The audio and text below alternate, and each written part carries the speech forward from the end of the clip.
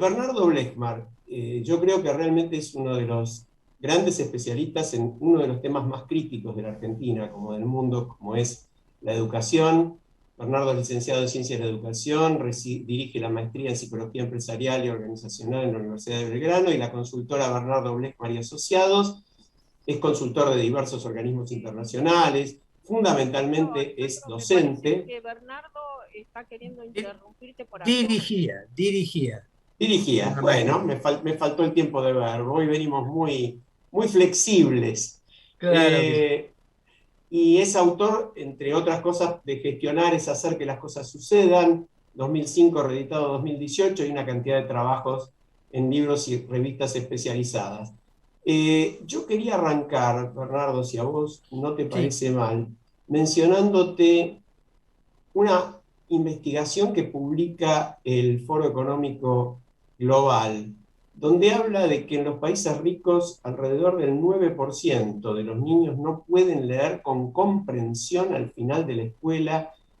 En los países más pobres esa cifra va subiendo y entonces en los medio ricos, digamos, en los que están abajo de los que están en mejor situación, hablamos de un 29%, en los de nivel medio bajo 55% y en los de nivel bajo un 90% de los chicos no pueden comprender realmente lo que leen al egresar de la escuela primaria. Yo creo que esto a mí me cambió un poquito la visión. Yo sabía que el problema argentino es muy crítico, pero ubicame el problema argentino en ese contexto global. está buenísimo. Sí, Marta, No, no se no te escucha bien, oímos, Marta. Marta, no te oímos. Nada, muy poco. Muy poco.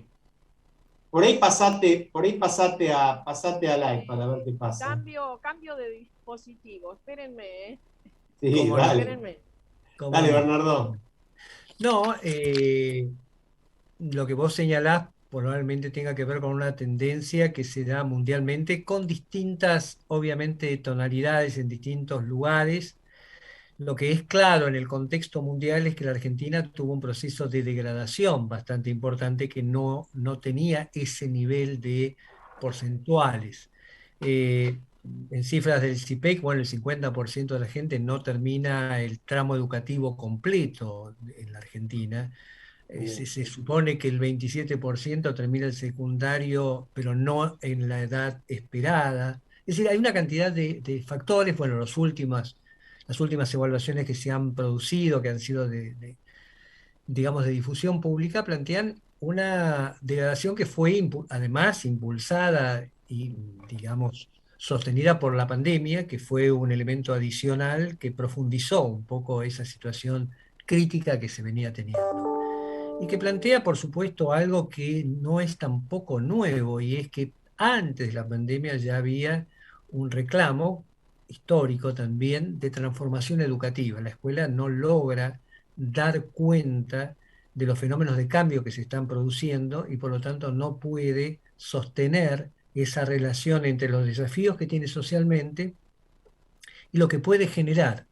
Eso no quiere decir que la escuela no sea un instrumento válido. Yo creo que hay toda una corriente, que es una corriente muy vinculada a un modelo bastante neoliberal en el sentido de apostar fundamentalmente a lo que podríamos llamar costear la demanda, esto es poner el dinero en manos de la gente, que la gente elija, que haya un sistema, digamos, de ranking de escuelas, etcétera.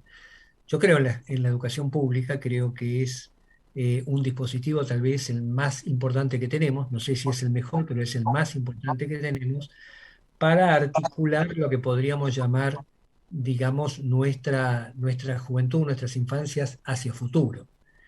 Ahora, el problema que tenemos, que es un debate que nos estamos dando, es que una cosa es la institución de la educación pública, esto es el sentido de tener una red, un sistema educativo público, y otra cosa es el funcionamiento de las organizaciones escolares públicas.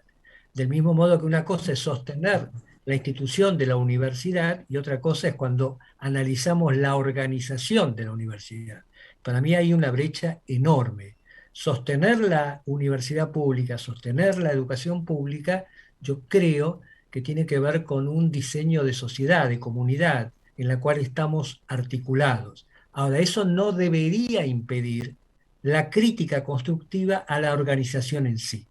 Y ahí tenemos un problema de grieta sin duda alguna. Una pregunta, Alejandro, Bernardo, perdón. Vos, tu libro ese fantástico que hace referencia a la forma de gestionar, y que gestionar es hacer que las cosas ocurran, quiero preguntarte, un ministro de Educación debe ser, por supuesto, un buen gestor. Debe ser también un educador, el ministro de Educación, y en caso de ser así, ¿qué ejemplos podés darnos de nuestro país, de un ministro de Educación que haya cumplido con esos roles? La pregunta es bien interesante porque yo creo que no es un requerimiento único el ser un educador. Sí es un requerimiento clave tener una experiencia, una sensibilidad y un diálogo con los educadores y con el tema de la educación. ¿Por qué digo esto? Porque finalmente, si vos tomás hoy el problema educativo en la Argentina, en mi opinión, es muy parecido al problema económico. Nadie dice que el problema económico es este o cual ministro. Lo tenemos con el ejemplo de la nueva ministra. Discutir la nueva ministra es renunciar a discutir el sistema político que da lugar a esa ministra. En este caso es lo mismo, en el sentido en que el ministro, en todo caso, es obviamente alguien que tiene que ser idóneo en la posibilidad de gestar un organismo público de educación, entender, no necesariamente haber sido un maestro, pero tiene que tener un sostén político que de algún modo dé cuenta de que ese tema educativo está en la agenda de las prioridades. Vos pensás que desde la ley 26026, que es la ley de educación nacional, que se gestó en el 2006, se fijaba un presupuesto del 6% del Producto Bruto. Creo, si mal los números no lo tengo, que se cumplió una sola vez en todo este periodo Sí. ese presupuesto. Entonces vos decís, bueno, hay un tema, por un lado, político, de cómo sostener un sistema educativo, de cómo ponerlo en la agenda, y por otro lado está, como lo dijiste antes, todos los equipos que gestionan eso. Un ejemplo interesante que por lo menos yo viví de cerca en algún sentido, no demasiado de cerca, pero cuando vos tenés, recordá cuando Daniel Filmus fue ministro de Educación en la Argentina, vos tenías a alguien que había hecho un recorrido, Daniel creo que es sociólogo, en realidad no es alguien de ciencia de educación, pero es un hombre muy comprometido obviamente con la educación. Uno puede discutir ciertas cosas, esto es parte del debate. Sí, un par de libros, uno de ellos miro así hacia mi biblioteca, lo tengo, referido a la escuela, sí. Claro. Ahora, es interesante también porque se da un hecho que es bastante característico, por lo menos en mi opinión. Una vez que alguien ocupa un cargo, entre otros, no es el único, con una capacidad, con un conocimiento del tema, más allá de, obviamente, los debates políticos que pueda tener, en algún momento, si es que le va bien, sale de ese lugar para gestionar en la política general. Y ahí, a mi modo de ver, se transforma de alguien necesario en un ministerio, de un político más allá de sus dones personales. Y tenés esa situación. Entonces, la respuesta para mí es, gestionar un ministerio de educación es un tema político, que por supuesto suma que alguien tenga una experiencia educativa, pero no es condición sine qua non. Sí es condición sine qua non qué lugar tiene en el aparato político y en las políticas públicas que tiene un gobierno. Me debes una parte de respuesta A ver. a la pregunta, ¿qué ministro de Educación mencionarías que hemos tenido en nuestro país que sea reivindicado? No me digas Iván Ceviche. No, yo la verdad es que no tengo un ministro que, perdón, me sale un cartel. No tengo una referencia que podría decir, esta es la referencia que yo quisiera para tener como ministro de Educación. Porque en realidad no ha habido ninguna suerte de transformación sostenida como requiere la educación para que de algún modo no se caiga después en situaciones básicamente de discusión política que arruinan lo que podría ser un debate idóneo sobre el tema educativo. Yo tengo un Bernardo, candidato, perdóname Alejandro, yo tengo un candidato, si me permiten, no sé si van a Dale. estar de acuerdo. Vos, Bernardo, vos serías un excelente ministro de Educación. No, yo te agradezco, no creo poder serlo porque hay una cantidad de condiciones que yo creo que debe tener. Sí tengo, y esto va a ser entre nosotros, una propuesta de persona que podría ser ministro de Educación. bueno. Por lo menos que lo que yo conozco y voy a decir por qué. Para mí, una persona interesante para ese rol, y no voy a descubrir nada nuevo, para mí es, por ejemplo, un Axel Rivas. ¿Un? Axel Rivas. Ah, Axel Rivas. sí, Axel sí, sí. estuvo en CIPEC, es director de la Escuela de Educación de San Andrés, pero más allá de eso, ¿por qué me parece que es alguien que es importante e idóneo para un cargo de este tipo? Porque me parece que tiene que articular dos cosas, o varias, pero por lo menos dos. Una es recuperar lo mejor que tiene nuestra historia educativa, nuestra tradición educativa en el sentido de la escuela pública, de aquello que se ha creado, pero al mismo tiempo desafiarla en las condiciones de futuro que necesitamos tener para alcanzar la educación que requerimos. Y me parece que esa articulación entre valores que están presentes en la educación, que creo que muchos de nosotros hemos vivido, y los desafíos de una nueva modalidad que incorpore los desafíos que nos plantea el mundo, esa articulación que en general está dividida. Dividida quiere decir que vos tenés todo un arco que defiende conservadoramente, como si se tocara cualquier cosa del estatuto del docente, del sistema educativo, de las evaluaciones, digamos, rechaza cualquier tipo de modificaciones que no entre dentro del canon conservador, o tenés a alguien que obvia todo esto pensando que todo lo que se hizo hasta acá no vale y entonces hay que empezar todo desde otro De lugar. nuevo. Bernardo, eso va un poco, lo alineo o lo vinculo con tu mención a la grieta, ¿no? En tu libro, vuelvo a repetirlo, Gestionar es hacer que las cosas sucedan, que es un libro que más allá del concepto de organización, fíjate que el subtítulo, quiero decírselo a la audiencia, competencias, actitudes y dispositivos para diseñar instituciones, si eres un libro que apunta a cómo a hacer, cómo y cómo lograr resultados, ¿no? Pero vos mencionabas la grieta, y en el libro mencionás en tu prólogo a la última edición, ya hablas hace 5 años de grieta partidaria, política, cultural, ideológica que corroe nuestro tejido social y los vínculos entre las personas. Se califica el valor de una idea solo por quien la propone y desde qué vereda. Se hace necesario reparar vínculos, construir puentes. Ahora, yo esto lo uno. Nadie en la Argentina, prácticamente nadie, dejaría de considerar que la educación es uno de los problemas más graves que tenemos y que sin resolverlo no hay manera de salir un poquito hacia adelante. Nadie. Ahora, a pesar de eso, construir un puente para empezar a construir en serio en materia de educación suena muy, muy difícil. Y yo digo, ¿cómo se hace? ¿Desde dónde se puede hacer? Primero hay un tema que nos obstruye esa posibilidad y en ese sentido yo no hablaría de grandes políticas sino de nuestra fuga particular. Y llamo fuga particular a que en general quienes estamos en estos temas o en temas similares o estamos preocupados teóricamente por el asunto, el punto de fuga es que en general nuestros hijos dejan de estar en la escuela pública y por lo tanto tampoco vivimos intensamente este tema que de algún modo nos toca. Por lo tanto, tenemos una consideración conceptual respecto a la educación pública, pero en la vida personal ponemos un punto de fuga hacia la escuela privada, que es uno de los temas críticos. Yo no creo que no haya espacio para la escuela privada.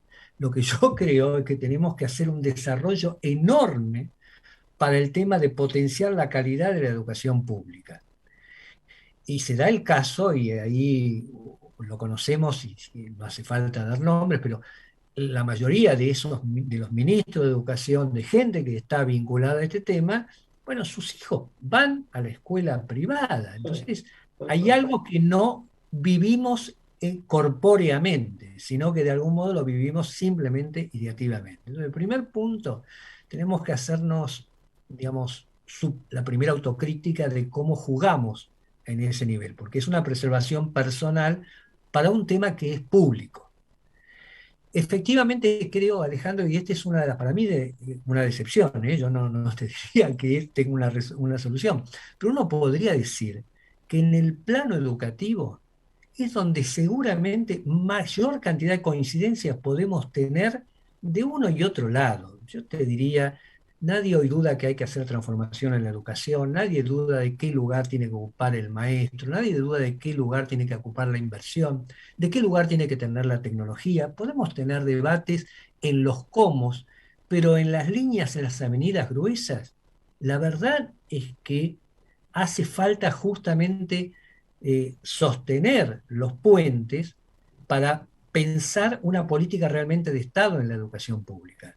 Ahora es curioso, el problema es que nos atraviesa culturalmente, por eso hablo de la grieta, nos atraviesa este tema que no importa quién diga, y te voy a dar un ejemplo, eh, o dos. Para mí, el tema del canal Encuentro, más allá nuevamente que podemos ver una u otra cosa, fue un avance enorme en tener un canal con una producción particular, educativa, con una cantidad de cosas que no había, y que vale la pena sostenerlo, sin duda alguna. Del mismo modo que cuando en la ciudad se quiso implementar el tema de articular la secundaria con el lugar de trabajo, que hoy obvio que tiene que haber una articulación, no porque la escuela tenga que formar únicamente para el mercado o el trabajo, debe formar para la vida, pero dentro de la vida está el trabajo.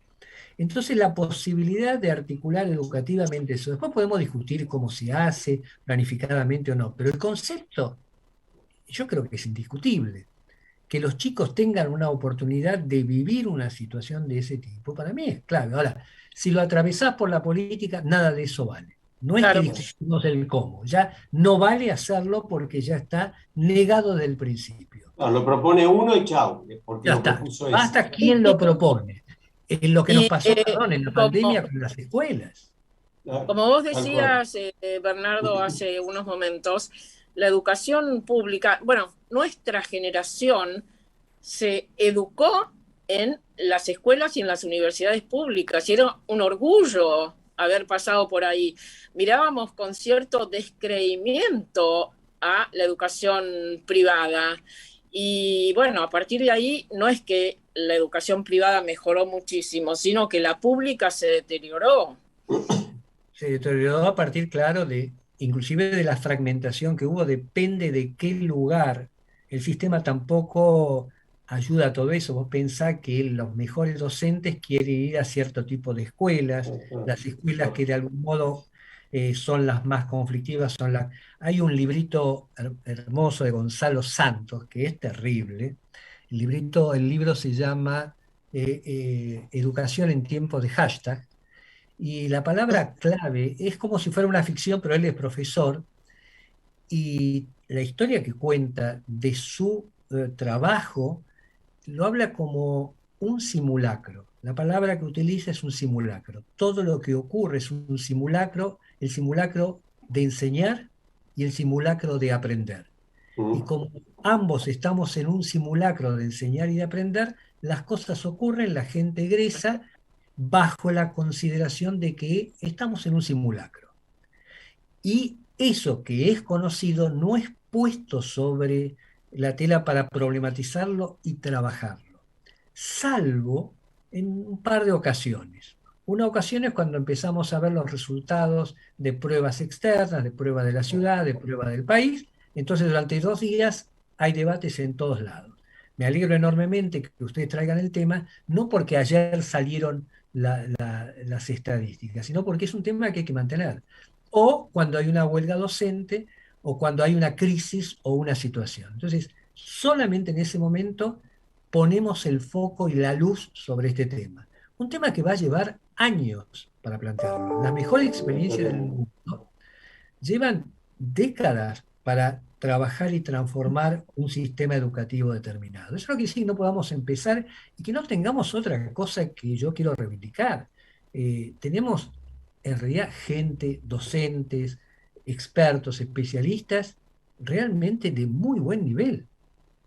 No, no, tenemos es casi el drama argentino, por decirlo, no escapa la educación. En cualquier ámbito que vos mirás y ponés la luz, tenemos gente de muy buen nivel, lo que podríamos llamar de world class. Ahora, cuando constituimos los colectivos para que algo ocurra, la cosa no funciona. Y ese es un tema, por lo menos para mí, todavía sigue siendo oscuro y no tengo una respuesta. Pero no me cabe Eh, duda que tenemos las condiciones, claro. Bernardo, a mí hay veces que me llama mucho la atención, y por ahí, no sé, sigo cumpliendo años, he cumplido unos cuantos y sigo siendo ingenuo, pero digo, hay lugares donde las cosas funcionan muy bien. Claramente hay Sí, modelos factibles de sí, tomar. Y a veces se habla, bueno, en materia económica es mucho más difícil, obviamente, trasladar los modelos por las situaciones culturales de los países, pero en materia de educación no debiera ser tan complicado, más allá de algunas cuestiones, no sé, territoriales. Sí, puede haber temas culturales, pero, por ejemplo, ¿qué hace de tan distinto un país? Menciono a Finlandia porque está a la cabeza, según todos los estudios, o varios de esos países que están tan adelante en la educación. ¿Qué hacen de muy distinto a nosotros? Porque ahí hay un rol de la educación pública importantísimo, sin decisivo, duda. diría yo. Yo te voy a decir, en mi opinión, conocés, viste la ley de Pareto, ¿no? El 80 y 20, esa cuestión Claro. de que el 80% de los factores genera el 20% de los resultados y viceversa. A mí me parece que el 20% de los factores producen el 80% del resultado y en educación eso se llama el docente.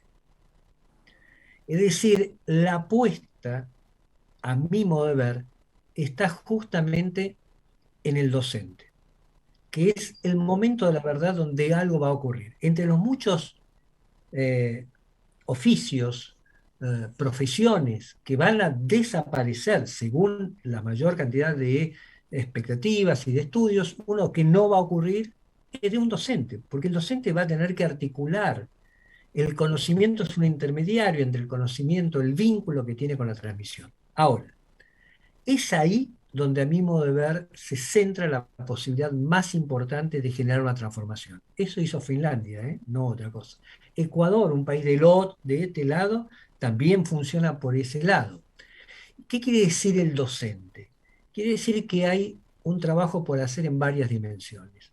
Una dimensión tiene que ver con, sin duda alguna, con el salario, es obvio, pero tiene que ver con la preparación.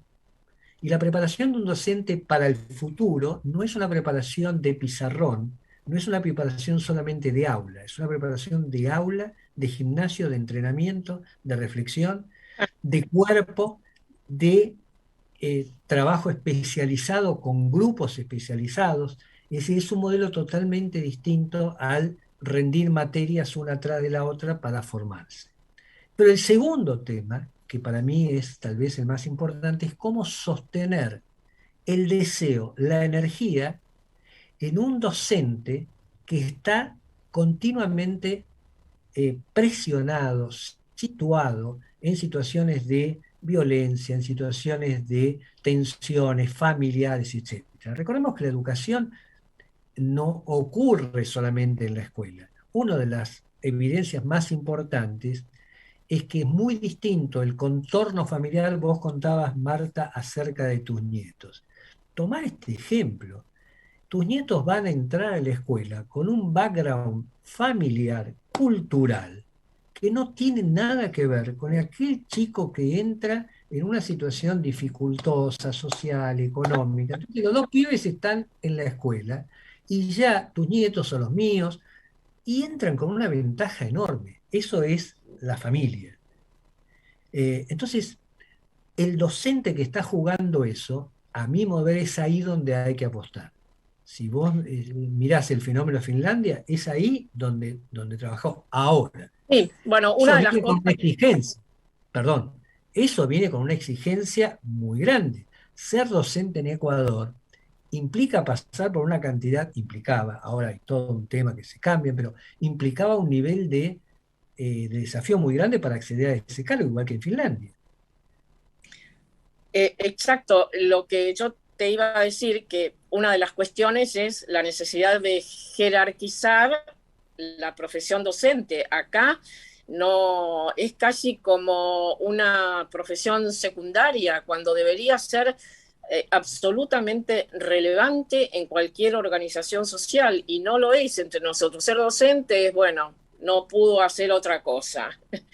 Y una cuestión que quiero preguntarte, si uno busca imágenes de aulas del siglo XIX, donde ves el pizarrón, los pupitres, etcétera, y nos venimos ahora al siglo XXI, en muchas de las escuelas es exactamente lo mismo.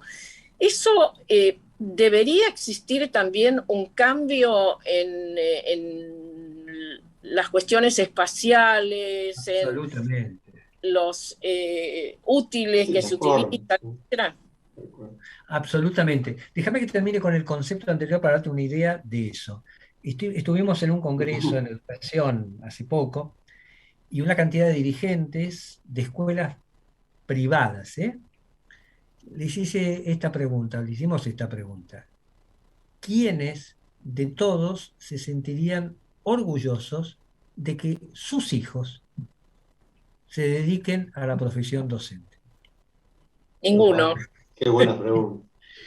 Te diría, y lo voy a decir no voy a decir obviamente ni qué lugar, etcétera, solamente uno que ya tenía hijos está muy orgulloso de que sus hijos enseñen, pero no quieren Claro. porque entienden ese lugar de la profesión. Entonces, esto es lo mismo que, bueno, quiero ser maestro jardinero, le dice en una situación socioeconómica alta a una chica, un varón, quiero ponerlo, un varón en nuestro desequilibrio de género, le dice, quiero ser maestro jardinero. Y la verdad es que no es la profesión que más sería avalada. Claro.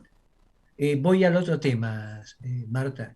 Eh, Claro, tuvimos una experiencia con una escuela privada de la zona norte. Me llevaron a visitar la escuela, el edificio de la escuela, y yo creí que estaba en otro mundo, el mobiliario, el lugar, los dispositivos, las banquetas, los lugares para reuniones. No existen aulas, existen solamente espacios que son multifuncionales. Los trabajos que se hacen tienen que ver, y cada nivel y cada modalidad tiene un diseño arquitectónico totalmente distinto. Esa es la escuela que nos merecemos. No tiene por qué ser, pero es la escuela que nos merecemos. Es una escuela que tiene que ver con poner ahí lo que suponemos que va a ser, yo ni siquiera diría el capital futuro en términos económicos, es el carácter de ciudadanía que tenemos, porque ese es el juego que se tiene. Así que claro que sí. Eh, las nuevas tecnologías, yo estoy haciendo yo mismo un seminario, obviamente yo no soy un nativo tecnológico y ya no lo voy a hacer, pero hicimos un seminario de aprendizaje. La cantidad de dispositivos y de herramientas que hay tecnológicas para jugar en la educación es impresionante. Ahora, eso no reemplaza de ningún modo lo presencial, lo vincular, lo corporal, las temperaturas, las sensibilidades, pero las alimenta de un modo impresionante. Por eso Bernardo, vos sabés que te escuchaba y no puedo evitar hacerte una pregunta incómoda, más que nada incómoda hasta para mí al hacerla, porque cuando uno habla de los sindicatos docentes en la Argentina, como vos decís, la brecha rápidamente marca, prácticamente según quién lo dice, según desde qué postura lo decís, un repudio total, un apoyo incondicional, etcétera, etcétera, ¿no? Pero digo, me imagino a un dirigente sindical de los que uno ve actualmente, habitualmente en los medios, ante un proyecto de escuela como el que me estás diciendo, y no me imagino apoyándolo. Es decir, no recuerdo de parte de las representaciones docentes una actitud de pelea por la mejora de la educación fuera del tema salarial. ¿Estoy equivocado? ¿Hay otra cosa o esa es la corriente? Esto es lo mismo que hablábamos antes entre la institución y la organización. La institución del sindicato, como tal, creo que todos la podemos reivindicar como aquella agrupación que defiende intereses de un grupo, en este caso de docentes, cuyo colectivo puede hacer algo más que los reclamos individuales. Ahora, el sindicato debería tener una función como la que vos señalás, a mi modo de ver. Algunos, y me consta porque con algunos he interactuado, algunos tienen esa mirada de saber que no es solamente un reclamo salarial lo que articula un colectivo docente, sino que tiene que ver justamente con estos temas que estamos manejando, que es lo que podríamos llamar la superación, la transformación de la educación, y eso es parte de una voz colectiva. Obviamente, muchos de los que conocemos no tienen ese lugar. Entonces, otra vez, tenemos que distinguir entre la institución sindicato y cierto sindicalismo que lo encarna y que como tal está muy ceñido a cierta actitud conservadora que también es propia, y hay que decirlo también, de la formación docente. Vos pensás que la formación docente, a diferencia de otras formaciones, se hace toda dentro del sistema. Vos vas a la primaria, a la secundaria, te formás en los profesorados y todo ocurre en el mismo sistema. No es que salís del sistema y volvés a trabajar. Todo ocurre ahí. Entonces hay poco contacto con el afuera. También eso. Entonces es un sistema de formación muy endogámico. Nosotros necesitamos que también el docente articule con la ciencia, con la cultura en otros lugares, para hacer que la educación no sea solamente un corredor por el cual vos entrás a los 4 años y salís a los 18, a los 17 en este modelo, sino que tiene que estar articulado con otras instancias, otros conocimientos. La educación no ocurre solamente en la escuela. La escuela es el gran dispositivo educador que a mi modo hay que sostener, cultivar y mejorar. Entonces digo, el sindicato debería, una de las cosas que yo estoy planteando, quiero decir, en algunos espacios, es que deben haber voces vinculadas al debate educativo, inclusive por roles de la educación. Los directores de escuela que tendrían el liderazgo del centro educativo tienen lo que decir. Las políticas públicas no pueden ser un patrimonio de un grupo de funcionarios en un ministerio, sino que tienen que surgir de conversaciones, de discusiones y debates con la gente que está en el campo y, por supuesto, asumir la responsabilidad de fijar la política pública. Entonces, la pregunta que inevitablemente se impone es ¿por qué no se organizan esos debates? Bueno, yo no sé, yo te voy a decir qué es lo que yo intento hacer. Y es una de las cosas, por ejemplo, en Uruguay hicimos un seminario y que termina en lo que sería el manifiesto del director de escuela secundaria. Hay una asociación de directores de escuela secundaria en donde de algún modo lo que tienen que ver es poner en la voz pública cuál es la opinión, cuál es la mirada que tienen los directores sobre los procesos educativos. Yo creo que eso tiene que aparecer en los directores, en los docentes, y no solamente mediados por los sindicatos, sin dejar de considerar que los sindicatos tienen un lugar en la arquitectura social. Nos falta, ¿vos leíste alguna vez un manifiesto de los directores de escuela o de cantidad de docentes que le hablan a la sociedad? Y tienen lo que decir. Yo estoy trabajando cuando me encuentro, para poner en la voz pública lo que los docentes como tal piensan, lo que los directores piensan, lo que los supervisores piensan, independientemente de que la responsabilidad de fijar la política pública sea de un gobierno. Bueno, te alentamos muchísimo para que sigas con eso porque me parece fundamental. Y por supuesto sigo insistiendo que sos un buen candidato para el Ministerio de Educación. Pero En un gobierno que te merezca, ¿eh?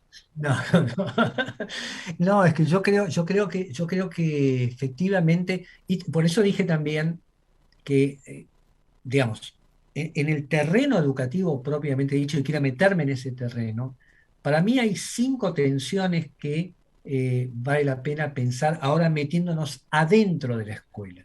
Porque estamos hablando de lo que podríamos llamar la política educativa, de lo que podemos hablar del sistema educativo general. Pero yo creo que hoy hay 5 tensiones que hay que poner sobre la mesa en lo que es el currículo, la gestión curricular.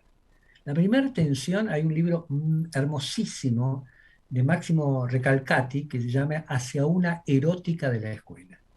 Y tiene que Erótica ver de la escuela. alguna erótica de la escuela. Es hermoso porque tiene que ver con la idea de generar el deseo de aprender. El único tema que Bueno, tenemos además Qué buen vos concepto. repetís en muchas oportunidades que la educación es amor. lo planteaba, digamos, solamente el amor hace, decía Hannah Arendt, que nosotros querramos entregarle a los nuevos aquello que hemos conseguido culturalmente y al mismo tiempo dejar que ellos elaboren lo suyo, aunque no sea lo Claro. nuestro. Entonces, diría, por un lado, la gran tarea que hoy tiene es cómo recuperar el deseo, la erótica, el eros de poder aprender, conocer. Porque el contenido es simplemente el camino, pero en realidad lo que hace un muy buen docente es generar deseo de meterte en ese lugar en donde estés fascinado por aprender a investigar algo. Tenemos unos ejemplos en la Argentina. Hace poco falleció, hace poco no tan, el famoso profesor Córdoba. El profesor Córdoba era un tipo que había hecho en Salta, es toda una historia hermosísima, un laboratorio de física al costado de la universidad que no lo reconocía. Los sábados iban millones, no, cientos de estudiantes a estudiar física. De esos estudiantes que estudiaban física, una cantidad enorme terminó en el Balseiro y algunos de ellos terminaron en posiciones claves en Inglaterra y en otros países. El tipo lo hacía de voluntarismo, pero había una cosa ahí. Entonces, primero es lo que podríamos llamar colocar eso, generar eso. La segunda, hay una ecuación que hay que trabajar, que es lo digital y lo presencial. Tenemos que articular esos 2 desafíos que están abiertos y me parece que es un tema fundamental. Otra cosa es priorizar y soltar. Hay una cantidad de conocimiento que hacen en la escuela que no sirven. Que no sirven quiere decir, lo llamaba un pedagogo, conocimiento inerme. La cantidad de cosas sobre las cuales tenemos una idea, pero no tenemos la menor idea de qué se trata, como por ejemplo, por qué por qué están las estaciones. Igual yo te diría, si te pones a profundizar, vos decís por el sol, qué sé yo, pero sabes algo y no sabes. Es lo diferente al conocimiento profundo. ¿Qué necesitamos que los chicos, que los jóvenes sepan profundamente y que hay que soltar porque lo pueden ver en otro momento? Se llama Claro. dejar espacio vacío. Claro. La otra cosa es dejar espacio vacío entre lo prescripto y lo que vaya ocurriendo. La escuela no puede tener un programa completo sin incorporar lo que va ocurriendo en el mundo. Y lo que va ocurriendo en el mundo no cabe en la escuela porque el currículum no lo permite. Entonces vos tenés que tener espacios que permitan que el docente tenga más autonomía para jugar con lo que va ocurriendo. Y no solo con el programa. Bernardo, sé que se nos acaba el tiempo, se te acaba a vos el tiempo. No, quiero una última porque parece que fuera poco relevante y a mí me parece muy relevante, sobre todo porque estuvo Diego Golombek hace unas semanas con nosotros hablando, entre otros temas, del horario escolar. Y hoy lo veo reflejado en algunos medios. En California acaban de resolver que las escuelas no pueden empezar antes de 8:30, que es lo que Diego nos planteaba hace unas semanas en el programa como una propuesta surgida de la ciencia, por esta dificultad de los chicos para empezar a estudiar más temprano. ¿Qué te parece eso? Porque sería una forma de empezar a preocuparse en serio por ahí por la educación, ¿no? Lo más importante, Alejandro, es que vale la pena empezar por esas pequeñas cosas que son grandes cosas. Cuando pensamos en la gran transformación de la educación, se nos viene el mundo abajo. Entonces tenemos que empezar a pensar en algunas cosas que pueden cambiar, otra vez el Pareto. Yo he descubierto creo que todos nosotros hemos descubierto una característica básica de los adolescentes. Ellos pueden estar con los ojos abiertos y profundamente dormidos entre las 8 y las 10 de la mañana. Porque, porque no están, porque no es natural que a las 8 de la mañana o a las 7 de la mañana los pibes estén aprendiendo matemáticas o lo que fuera. Es obvio que el horario está hecho por los adultos para los adultos. Y curiosamente en la secundaria los pibes tendrían que tener mayor autonomía. Entiendo la primaria porque está acoplado al sistema de trabajo, que también es un tema. Hay escuelas que ya empiezan a plantearse el tema de 10 a 5 de la tarde. Y por supuesto, porque eso recoge, bueno, Diego es un ejemplo como de Golombek, de esa gente que hace de aquellos temas que para los que estamos en humanidad serán casi lo contrario a nuestro interés, justamente a generar ese deseo por saber y por aprender. Eso es un docente. Como Adrián Paliza con las matemáticas, como algunos con la filosofía. Entonces yo creo que para eso hace falta formar, entrenar y sostener el rol docente. Exacto. Bernardo Blechman, especialista en educación, con eso docente ante todo. Muchísimas gracias por tu participación. Y un abrazo enorme. Y nosotros seguiremos con el tema gracias, siempre. Bernardo. Un abrazo muy grande. Hoy queríamos destacar, hemos tratado este tema especialmente en un momento de enorme tensión política, económica y social. Pero estos son los grandes temas en los que necesitamos concentrarnos.